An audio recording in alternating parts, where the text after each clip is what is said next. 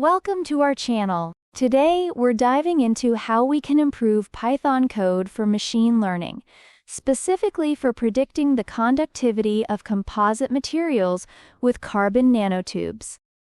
First, we'll start by copying our existing code from Jupyter Lab. Next, we'll head over to ChatGPT. We'll be using the free model, pasting our code, and asking it for assistance. Now, let's give ChatGPT a moment to process our request. This might take a few seconds, so sit tight. Great! ChatGPT has analyzed our code.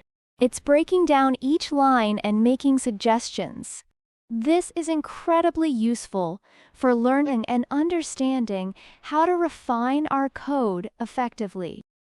Again, let's give ChatGPT a moment to process these improvements.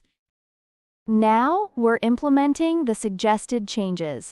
This step-by-step breakdown by the model helps us understand why these improvements are beneficial and how they enhance our code.